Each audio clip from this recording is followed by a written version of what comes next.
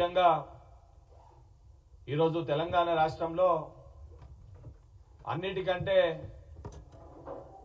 ఒక శాసనసభ్యుడు BRS party working president డ్రామారావు గత కొద్ది రోజులుగా విచిత్రమైన నాటకాలు, విచిత్రమైన డ్రామాలు, సినీ పరిశ్రమలో కూడా ఇంత మంచిగా యాక్టింగ్ ఎరిగిన ఒక వ్యక్తిగా డ్రామాలు ఆడుతుండు కేటీఆర్ డ్రామారావు గారు.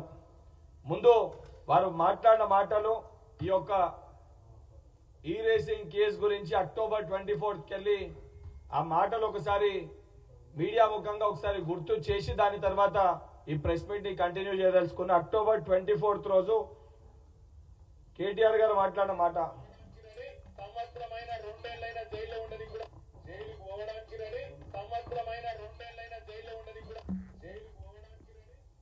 దాని తర్వాత నవంబర్ 7th రోజు ప్రెస్ మీట్ లో పైశాచికానందం పొందుతా అంటే నాకేం అభ్యంతరం లేదు, మంచిగా పోతా యోగా గీగా చేసుకొని ట్రిమ్గా వస్తా పాదయాత్రకి. భయపడాలంగా ఈ ఊర్తా ఊపులకు ఎవరు భయపడరు. ఓ 2 నెలలు 3 నెలలు జైల్లో పెట్టి పైశాచికానందం పొందుతా అంటే నాకేం అభ్యంతరం లేదు, మంచిగా పోతా యోగా గీగా చేసుకొని ట్రిమ్గా వస్తా పాదయాత్రకి. దాని తర్వాత గవర్నర్ గారు అనుమతిస్తే నవంబర్ 9th విచక్షణ, నాకేం అభ్యంతరం లేదు, ప్రాసిక్యూషన్ అనుమతి ఇచ్చిన మీ వెల్కమ్ ఇట్, ఏ విచారణకైనా మేము సిద్ధం.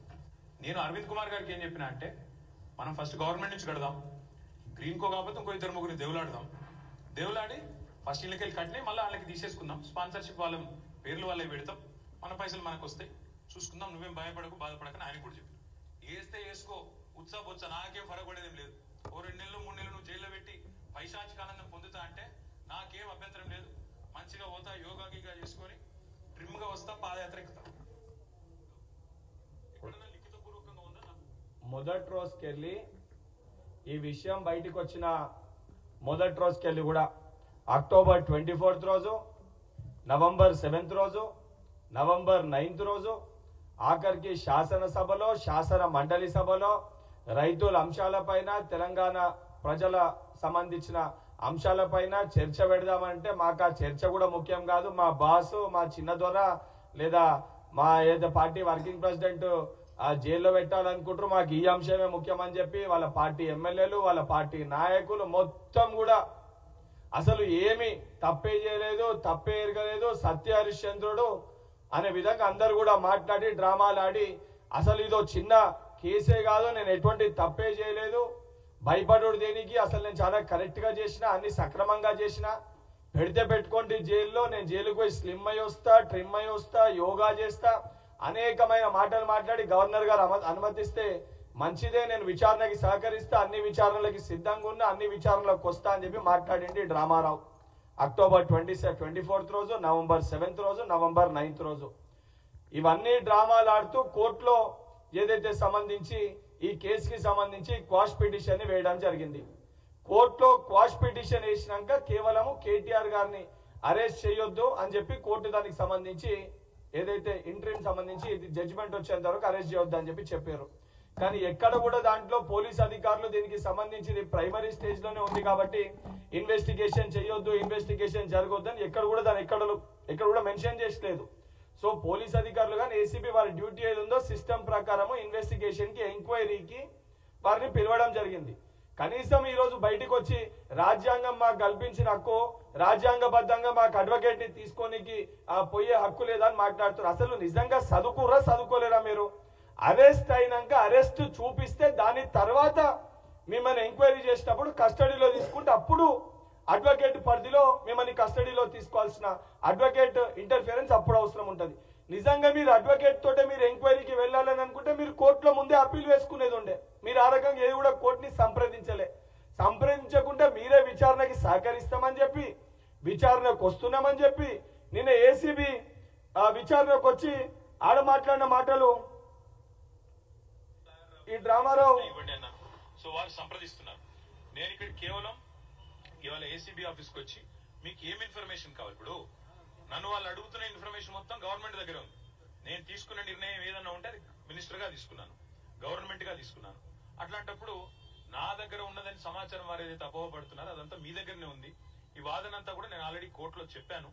కోర్టు ఆల్రెడీ తీర్పు రిజర్వ్ చేసి పెట్టింది. హైకోర్టు మీద చట్టాల మీద ఉన్న గౌరవంతో, రాజ్యాంగం మీద ఉన్న గౌరవంతో నేను ఇక్కడికి వచ్చానని చెప్పాను. వారు మరి ఏ కారణం చేతనో నా లాయర్ నాతో రాకూడదు అంటున్నారు. మరి ఒక పౌరుడిగా నాకు నా లాయర్ను వెంటబెట్టుకుని విచారణలో భాగస్వామ్యం చేసే అధికారం నాకుందని నేను అనుకుంటున్నాను. లేదు అని వారు అంటున్నారు. భారత రాజ్యాంగం నడుస్తుందని నేను అనుకుంటున్నా. కాదు రేవంత్ రెడ్డి రాజ్యాంగం. ఒక బాధ్యత గల షాడో ముఖ్యమంత్రిగా మంత్రిగా పనిచేసి ఒక శాసనసభ్యునిగా ఉన్న నువ్వు అసలు రాజ్యాంగానికి సంబంధించి ఒక పౌరుని ఇన్వెస్టిగేషన్ చేస్తున్నప్పుడు చాలా క్లియర్గా నేను అరెస్ట్ చేయొద్దు అని చెప్పని కోర్ట్ డైరెక్షన్ ఆర్డర్ ఉంది. సో ప్రొసీజర్ ప్రకారంగా సంబంధించిన డిపార్ట్మెంట్స్ వాళ్ళ ప్రొసీజర్ ప్రకారంగా ప్రైమ్ ఆఫ్ ఇన్వెస్టిగేషన్కి నేను పిలవడం జరిగింది. పిలిచిన క్రమంలో ఎక్కడ కూడా నువ్వు కోర్టుని అడగడానికి నేను అడ్వకేట్ తోని వెళ్తాను లేదా అడ్వకేట్ లేకపోతే రాను, ఎక్కడ కూడా నువ్వు అప్పీల్ వేసుకున్న పరిస్థితి కూడా లేదు.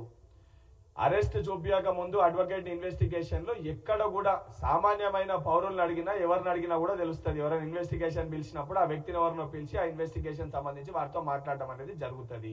ఆ కనీస అవగాహన లేకుండా ఏదో వెళ్ళి అంటే మీరు అధికారంలో ఉన్నప్పుడేమో ఇంజనీర్లు మీరే అయినరు, డాక్టర్లు మీరే అయినరు, ఏ బిల్డింగ్ కట్టాలన్నా, ఏ ప్రాజెక్టు తీసుకురావాలన్నా, ఏ స్కీమ్ తీసుకురావాలన్నా 80,000 పుస్తకాలు చదివిన అపారమైన జ్ఞానము, అపారమైన మేధావులు మేము, మా కుటుంబము, మా అక్క, మా చెల్లె, మా బావ బామ్మర్దులు మేము తప్ప ఎవరు లేరు అనుకున్న మీరు ఈరోజు విచారణకు సంబంధించి అంత జ్ఞానం ఉన్న మీరు విచారణకు వెళ్ళి సహకరించి ఏమి తప్పు చేయకపోతే అదొక చిత్తో బొత్తో చిన్న కేసు అని మాట్లాడిన నువ్వు ఎందుకు విచారణకి సహకరించలేదు? ఇప్పుడు చాలా స్పష్టంగా కోర్టు కూడా ఈరోజు న్యాయ వ్యవస్థ కూడా న్యాయస్థానం కూడా 100% మీరు వేసిన పిటిషన్ ని కొట్టేయడం జరిగింది. కేటీఆర్ గారు మీకు సూటిగా ఒకటే ఒక విషయం అడుగుతున్నా, నిజంగా మీరు తప్పు చేయకపోతే మీరు అనే విధంగా మీరు తప్పు